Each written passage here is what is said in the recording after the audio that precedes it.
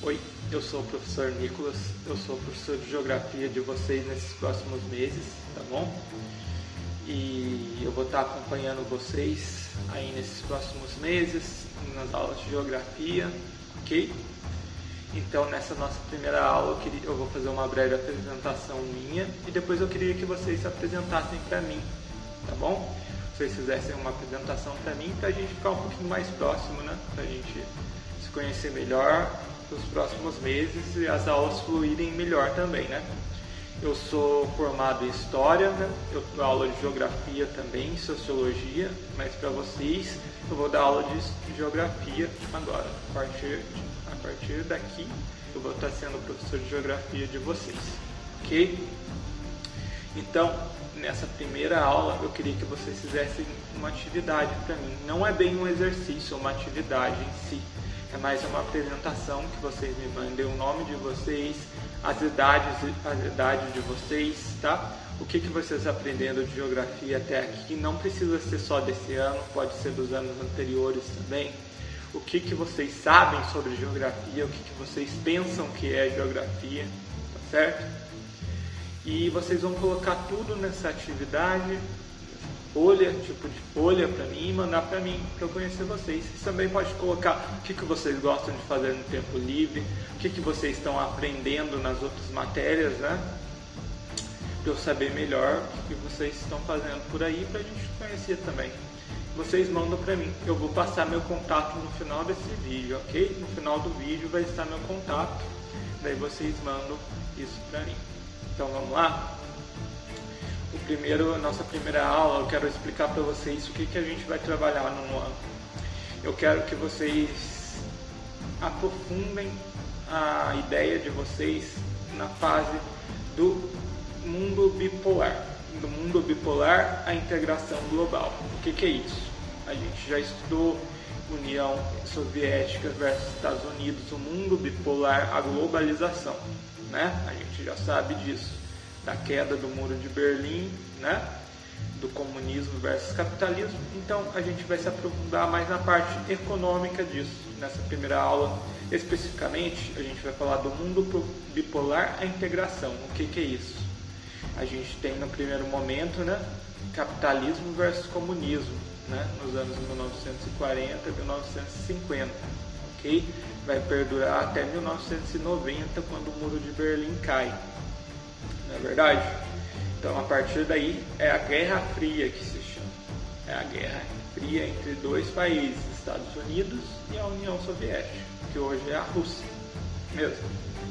Então, a gente vai falar disso hoje. O que era a União Soviética, o que aconteceu depois que ela caiu, como que o mundo se integrou a partir daí. Tá bom? Então essa é a nossa introdução. Eu vou dar início às nossas aulas e boas aulas. Então vamos lá. A gente vai falar do mundo bipolar à multipolaridade. O que é o mundo bipolar? No final da Segunda Grande Guerra, Segunda Guerra Mundial, de 1919 a 1945, duas grandes potências mundiais emergiram como nações políticas e militarmente predominantes e foram os Estados Unidos e a União Soviética. Esse período de guerra chamada de uma frente de organização capitalista no sistema de mercado livre, que estava ampliado e resolvendo a influência do comércio exterior, liberdade de expressão,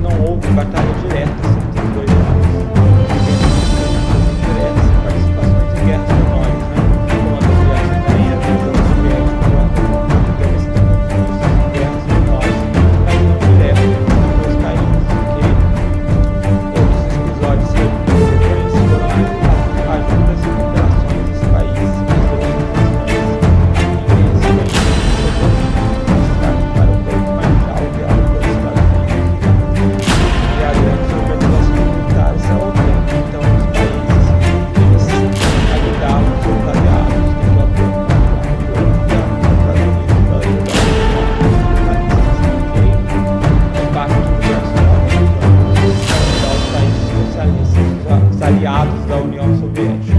Ok? Esse é o termo mundo bipolar, que é usado para designar esse contexto, pois a ordem geopolítica global apontava para os dois principais países que almejavam colocar em evidência o seu domínio e sua hegemonia. Assim como a crise do mundo autodeclarado socialista do colapso da União Soviética, o período foi se introduzido com a vitória daqueles capitalistas, os países capitalistas. O episódio foi considerado um marco desse processo. E ilustra isso na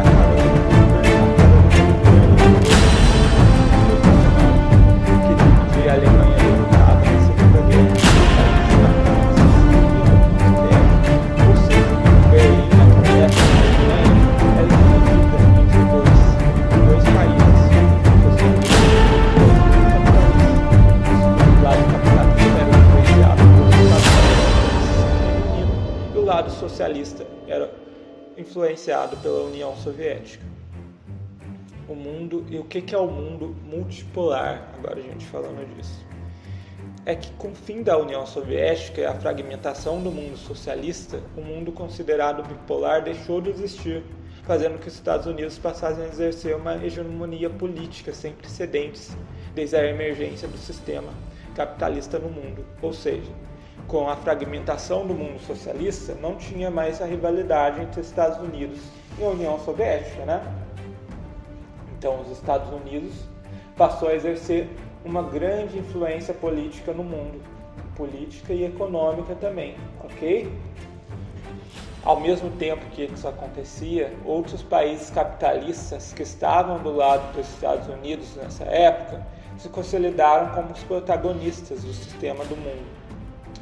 O que isso significa? Os países aliados dos Estados Unidos, os países capitalistas, começaram a influenciar o mundo, começaram a influenciar o mercado, a economia. Por quê?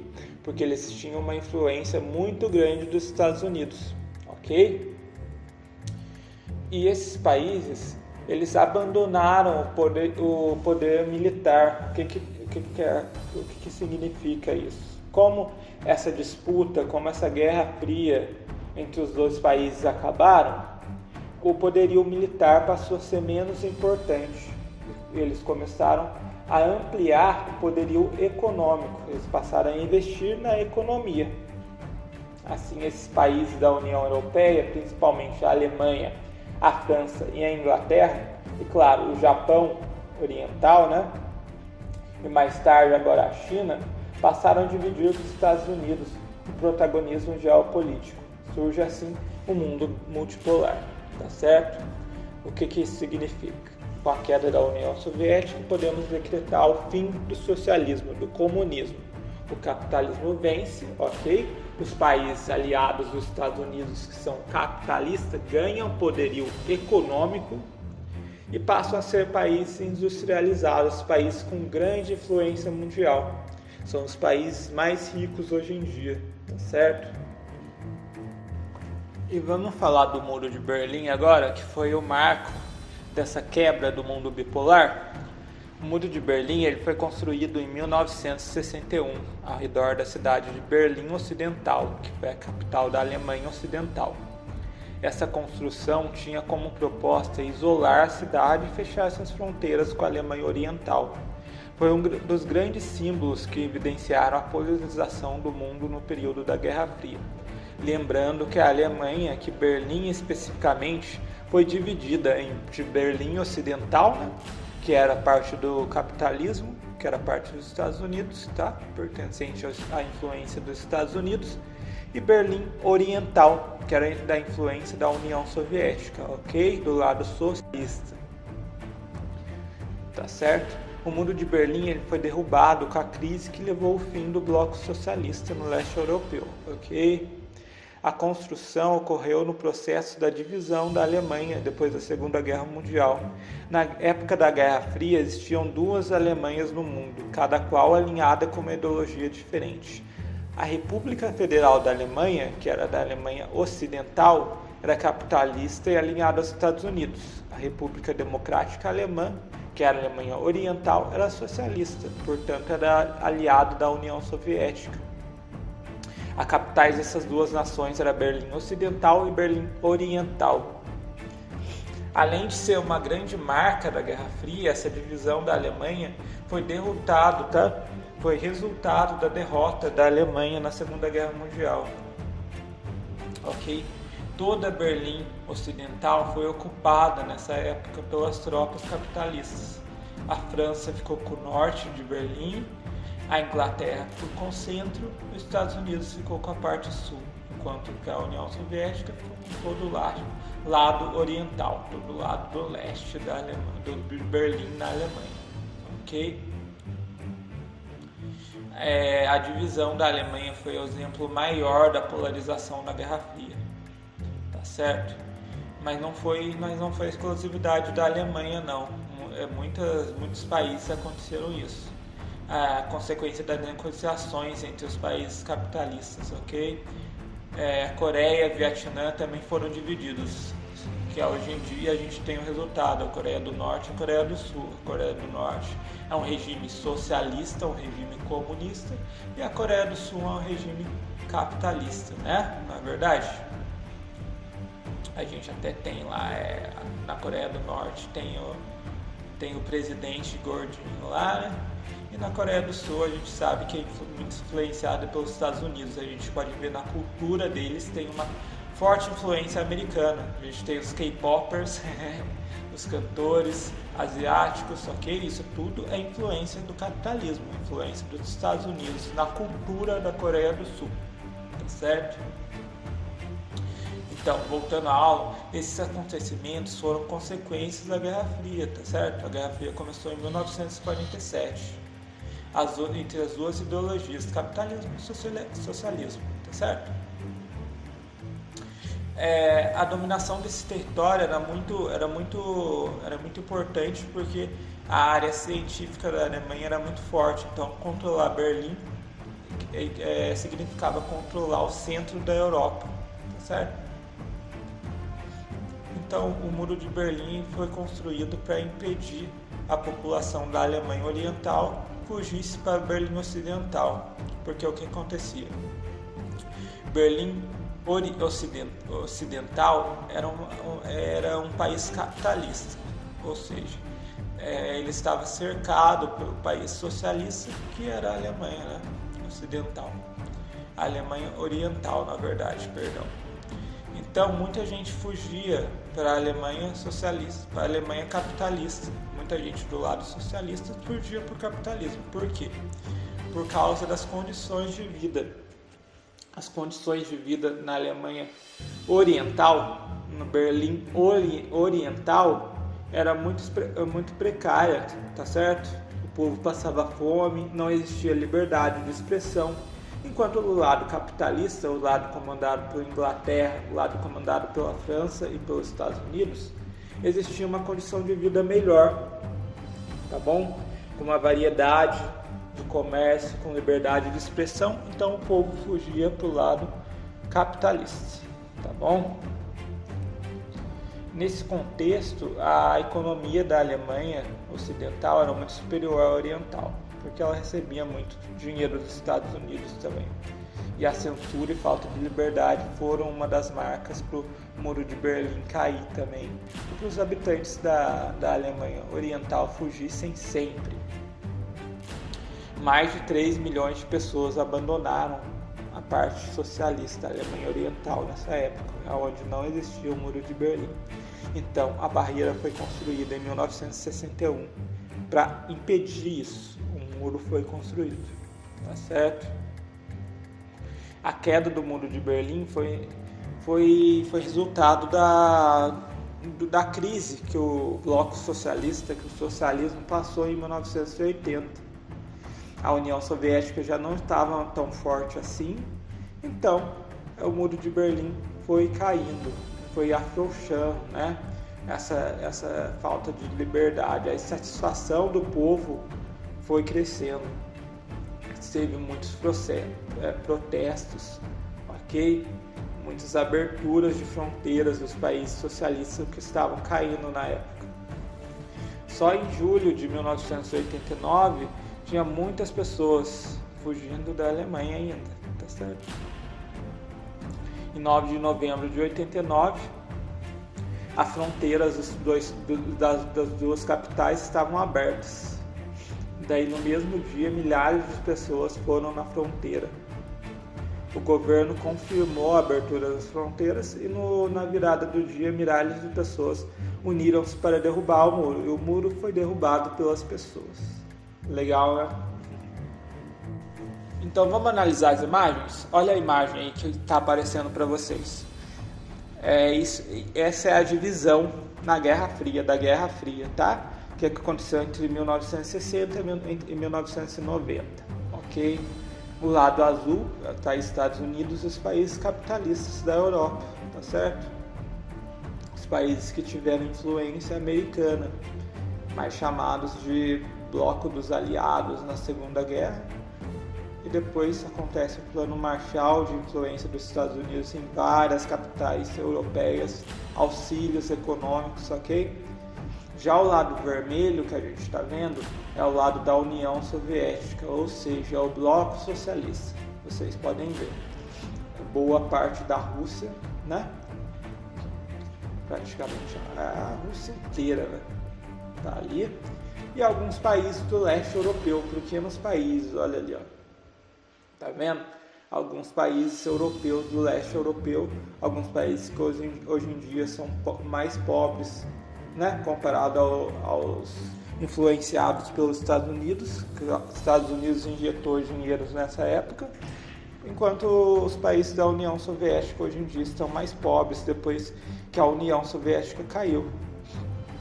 Mas esse é o conflito entre esses dois países, enquanto outros países do mundo, como a Coreia do Norte, Coreia do Sul, também foram palco de conflitos, ok? O próprio Brasil esteve no meio desse conflito e acabou pendendo para os Estados Unidos, mas isso é assunto para as outras aulas.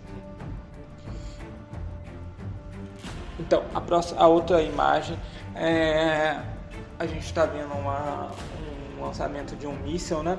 Aí é para simbolizar a Guerra Fria mesmo, porque como a gente discutiu, a Guerra Fria foi um conflito que não teve conflitos diretos, foram só ameaças, foram só conflitos indiretos, foram só guerras indiretas, guerra que não envolveram os dois países especificamente. Eles influenciavam essas guerras, mas não se envolviam, tá?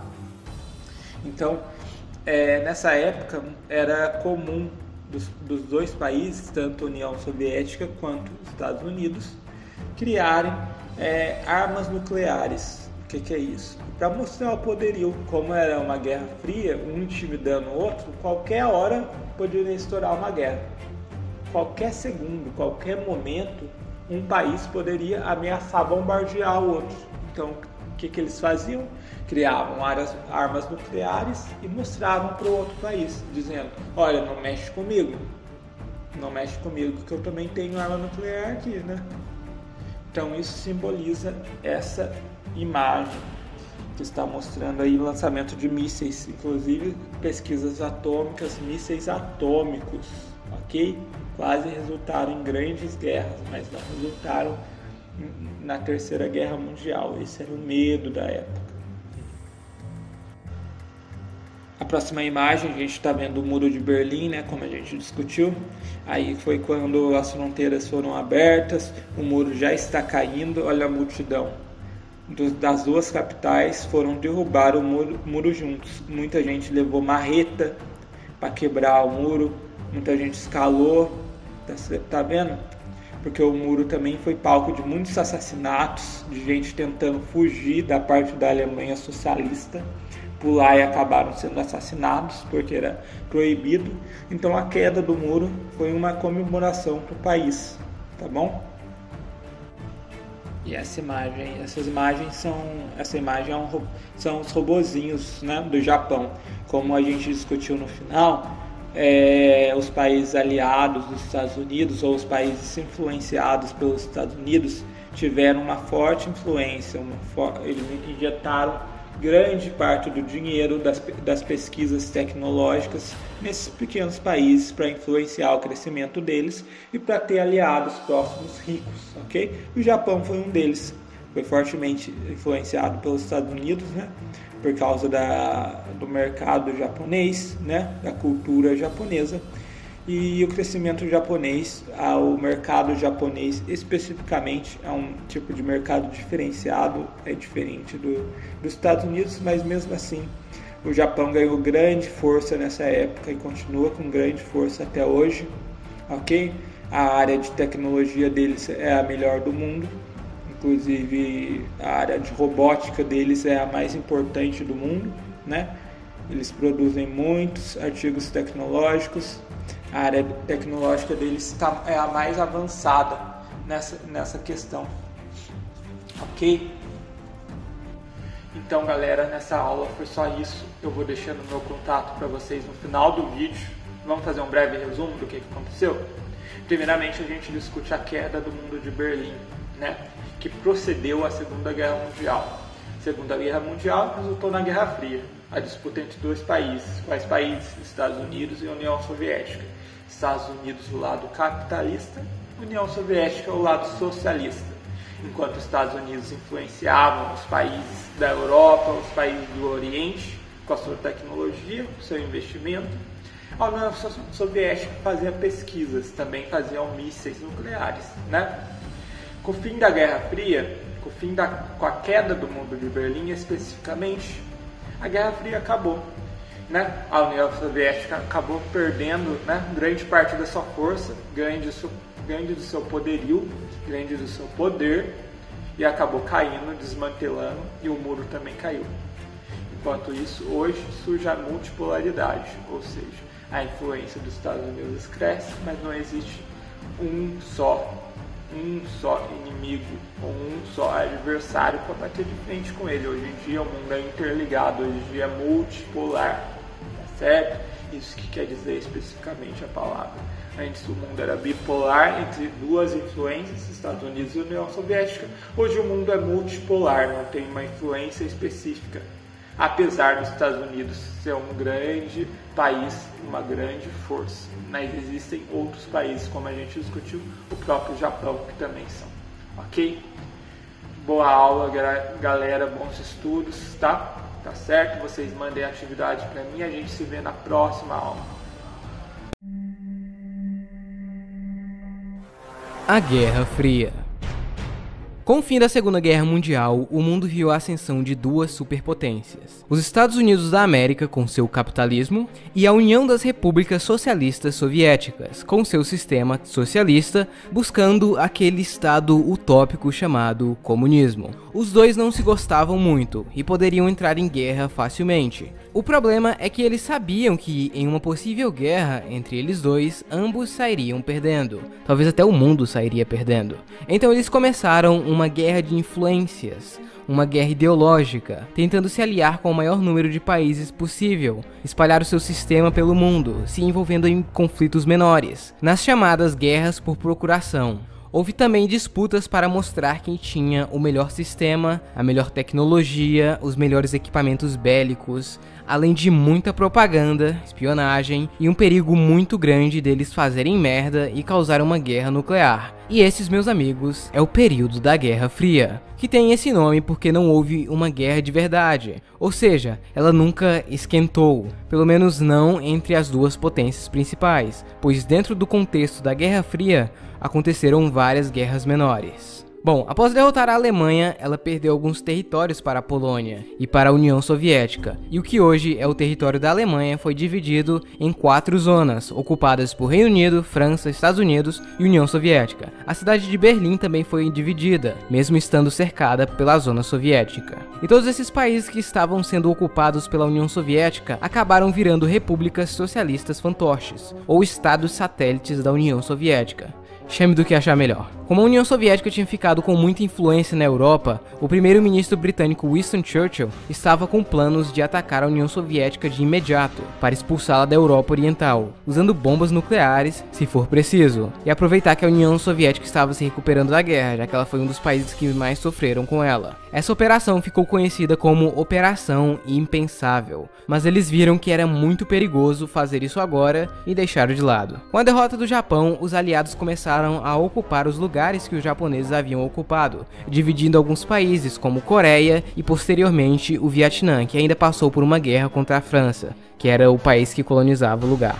No fim, ele acabou sendo dividido em norte e sul também. A China não estava em uma situação muito boa. Ela foi um dos países com o maior número de mortos por causa da Segunda Guerra Mundial. Os números variam de 15 a 20 milhões. E logo após o fim da guerra, o país resolveu continuar a sua guerra civil. A Alemanha acabou se dividindo em duas também: a ocidental, capitalista, e oriental, socialista. A cidade de Berlim também ficou dividida no meio. Os soviéticos tentaram um bloqueio de suprimentos para que o pessoal ficasse sem comida e fossem obrigados a sair da cidade, mas os aliados acabaram usando aviões para abastecer a cidade e posteriormente os soviéticos desistiram desse plano. Como a Europa estava fraca devido à guerra, os Estados Unidos criaram o Plano Marshall, uma espécie de ajuda financeira para a Europa, e posteriormente eles também ajudaram o Japão, para que assim eles se recuperassem e não caíssem nas mãos do comunismo, e também para melhorar a amizade dos Estados Unidos com esses países. Em resposta, a União Soviética criou o Comecon, que tem basicamente o mesmo objetivo. Uma guerra civil entre comunistas e nacionalistas também estava acontecendo na Grécia. Daí começou uma coisa que seria muito comum nos próximos anos: os países capitalistas apoiarem um lado e os socialistas o outro. No fim, eles conseguiram parar o avanço do comunismo por lá, o que animou os países capitalistas. Em 49, os países aliados dos Estados Unidos criaram a OTAN, que além de muitas coisas, era também uma aliança militar. Até então, os Estados Unidos era o único país do mundo com armamento nuclear, e isso lhe dava muita vantagem. Mas em 49, os soviéticos conseguiram produzir a sua. Em 52, os Estados Unidos testaram a sua mais nova bomba de hidrogênio, que era 1000 vezes mais forte que a bomba atômica testada nas cidades japonesas. No ano seguinte, os soviéticos testaram a sua própria bomba de hidrogênio. Ou seja, meu amigo, os dois países não poderiam entrar em guerra de jeito nenhum. Os americanos acabaram descobrindo que um casal estava espionando e passando informações das bombas para os soviéticos. Este casal acabou sendo executado por traição. Em 49, a Guerra Civil Chinesa chega ao seu fim com a vitória dos comunistas. O antigo governo foi para a ilha de Taiwan e até hoje eles estão lá. Com isso, os chineses e soviéticos assinaram um pacto de defesa mútua. Em 50 começa a Guerra da Coreia. Eu já fiz um vídeo especialmente sobre essa guerra e ele estará na descrição do vídeo. Mas basicamente a Coreia do Norte atacou a do Sul, daí veio a ONU e contra-atacou, e depois veio a China do lado dos norte-coreanos e contra-atacou novamente. E no fim ficou quase a mesma coisa de novo. Um armistício foi assinado em 53, que foi também o ano da morte de Stalin. Sua morte mudou a cara da Guerra Fria, e os novos líderes demonizaram as atrocidades que ele cometeu. Muitos gulags começaram a serem fechados também. Em 55, o novo líder da União Soviética, em resposta à OTAN, criou o Pacto de Varsóvia, que era basicamente a mesma coisa, só que com os países comunistas. Durante a Guerra Fria, os Estados Unidos criaram várias agências de segurança e inteligência, como a famosa CIA. A União Soviética também. KGB e CIA eram responsáveis por várias missões de espionagem que aconteciam aos montes durante todo este período. Em alguns estados satélites soviéticos, manifestações anticomunistas ou nacionalistas aconteceram e foram reprimidas fortemente pelos soviéticos. Em 58 começa na China o Grande Salto para Frente, um programa para modernizar e industrializar a China, além das reformas socialistas. E não preciso dizer que muitos não aceitaram essas reformas e foram mortos. E quando eu falo muito, eu quero dizer muito mesmo, até mais do que na União Soviética,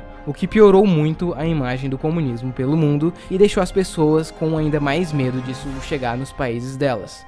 Em 59, chega ao fim a Revolução Cubana. Mais tarde, Cuba também se tornaria um estado socialista aliado à União Soviética e ajudaria a tentar espalhar o socialismo na América Latina e África. Com isso, nos próximos anos, o medo do comunismo nos países latino-americanos cresceu muito, e em alguns golpes de estado aconteceram, instalando governos anticomunistas. Em alguns desses regimes, como o do Chile, por exemplo, o pessoal era bastante extremista com quem eles pensavam ser comunistas, socialistas, enfim, isso acabou gerando atrocidades e fez muitas pessoas começarem a gostar mais das ideias socialistas. No Brasil, houve a chamada Guerrilha do Araguaia, que foi um conflito entre militares e um movimento guerrilheiro que lutava pela instauração de um governo socialista no país, o básico. Ao longo dos anos 60, várias colônias europeias começaram a ganhar suas independências. Essas colônias eram um prato cheio para os dois países espalharem suas influências. Surgiu também o movimento dos países não alinhados, que eram países que não queriam escolher um lado,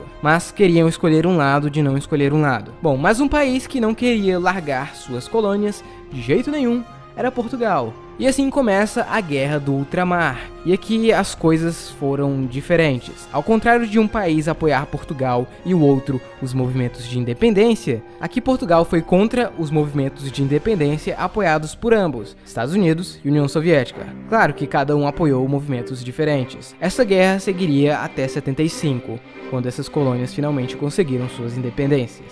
Uma coisa muito importante que aconteceu foi a chamada Corrida Espacial.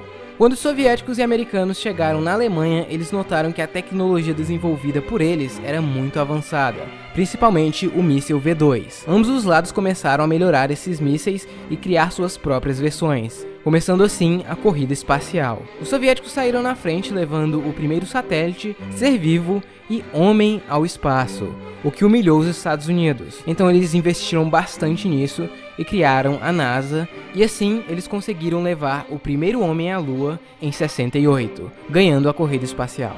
No entanto, muitos duvidam que o homem realmente foi à Lua. Depois disso, a corrida espacial deu uma desacelerada. Assim, eles continuaram fazendo conquistas importantes, mas eles não disputavam mais como antes. Enfim, voltando à nossa história, a corrida espacial ajudou muito também na corrida armamentista, já que agora eles poderiam usar esses mísseis para carregar as bombas até o outro país. A relação entre Estados Unidos e Cuba acabou, e posteriormente acontece a invasão da Baía dos Porcos, que falhou e deixou os cubanos putos com os americanos. Com isso, a relação entre Cuba e União Soviética ficou cada vez mais forte. Em Berlim, as coisas estavam estranhas. Berlim era uma cidade muito importante na guerra, já que capitalismo e comunismo viviam na mesma cidade. Então muita espionagem acontecia lá. Ao longo dos anos, muitas pessoas da parte oriental da cidade estavam migrando ou trabalhando na parte ocidental, que era mais próspera. Isso causou vários problemas econômicos para a parte oriental. Então eles decidiram construir um muro para que as pessoas parassem de passar de um lado para o outro. A construção do muro foi um acontecimento bem complicado, já que do dia para a noite eles interditaram o lugar e começaram a construir um muro, separando famílias e amigos. E isso quase gerou uma guerra também. Mas depois os países capitalistas aceitaram isso. E bom, o Muro de Berlim não era apenas um muro comum. Não, tinha vários guardas vigiando em torres, cerca e tudo mais. E mais ou menos 100 pessoas morreram tentando atravessá-lo. O Muro de Berlim acabou virando um dos maiores símbolos da Guerra Fria. Ainda em 61, a bomba Tsar foi detonada. Esta que foi a bomba mais poderosa já testada. Por falar nisso, durante a Guerra Fria, várias bombas foram testadas em várias partes do mundo, tendo como objetivo testar as novas tecnologias, óbvio, mas principalmente mostrar o poder de destruição para o outro. Bom, até então, este era o mundo em 1961. Porém, muita coisa ainda vai acontecer.